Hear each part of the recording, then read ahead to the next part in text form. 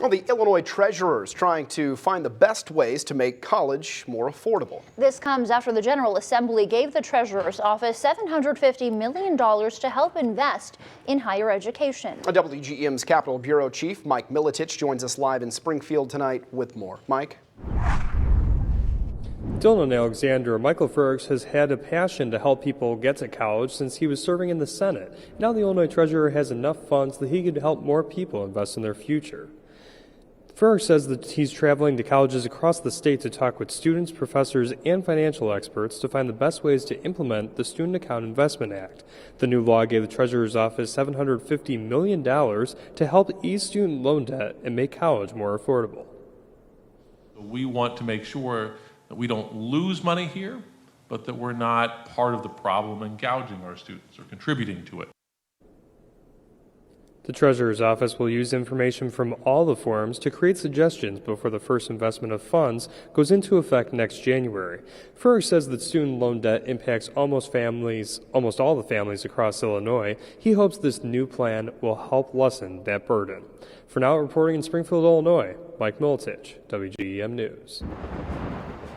All right, well, temperatures today kind of just struggling to get up to that freezing mark. We got up to 30 degrees, or it's currently 30 degrees. It got to 32 in Keokuk, but these cloudy gray skies and the fog reducing visibility even at this hour. We're going to see more reduced visibility overnight tonight, and these cloudy skies are going to stick around. Just when will we see some sunshine? We're going to break that down for you coming up in just a few minutes. All right, thank you, Brian. We are learning more tonight about the planned expansion at ConAgra in Lee County that we told you about last week. The $32 million expansion plans to add 91 jobs to the plant near Fort Madison, but officials say those jobs likely won't be available until 2021. ConAgra is getting tax credits from the state in exchange for jobs and wage promises. Local leaders say it's a big step for the surrounding area.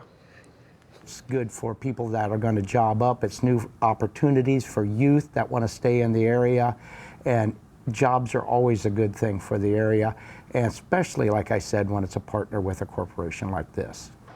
Work on the plant is set to begin later this year. To Washington now, and President Trump's impeachment trial, where the president's lawyers continue making their case for the president's acquittal. In the meantime, Democrats demanding for witnesses at the trial gaining new momentum after claims by the president's former national security advisor. Susan McGinnis has the story. Mr. Sekulow? As President Trump's legal team presses ahead with its arguments in the Senate impeachment trial, The president was at all time acting under his constitutional authority. new claims from former National Security Advisor John Bolton's upcoming book bolstering the case for witness testimony at the trial. He ought to come in, testify under oath. Senators should not wait until March 17 when the book comes out. They should demand this information while it would still be pertinent to their decision. In a manuscript obtained by the New York Times, Bolton claims President Trump told him he was withholding aid to Ukraine until it announced the investigation he wanted into the Bidens. Moderate Republican Senator Susan Collins tweeting, Bolton's comments strengthen the case for witnesses and have prompted conversations among her colleagues. I think at this stage it's pretty fair to say that John Bolton has a relevant testimony to provide to those of us who are sitting in impartial justice. Alaska Republican Lisa Murkowski also expressing interest in hearing from Bolton. But other Republicans unmoved and standing behind the president. To me, the facts of the case remain the same. President Trump distancing himself from Bolton on camera. Well, I haven't seen a manuscript, but I can tell you nothing was ever said to John Bolton, but I have not seen a manuscript. But firing back on Twitter, saying he never told Bolton the aid was tied to investigations and accusing him of trying to sell his book. So far, Republicans have argued the president's actions don't rise to the level of impeachment, but this new revelation adds new pressure as the president's team tells his side of the story on the Senate floor. A vote on whether to hear witnesses at the trial and admit documents withheld by the White House could happen as soon as this week. In Washington, Susan McGinnis, NBC News. In other national headlines tonight, obviously continues to be a very emotional, difficult time in Los Angeles and really across the country today as mourners gathering outside the Staples Center following the chopper crash that killed basketball legend Kobe Bryant, his young daughter, and 7 others. Jay Gray is at the makeshift memorial this evening. He joins us now with a closer look at what's happening. A day later, the emotions are still raw. Kobe's been there for us for 20 years and plus. The crowds and memorial outside of Staples Center growing. It's like we have lost a family member.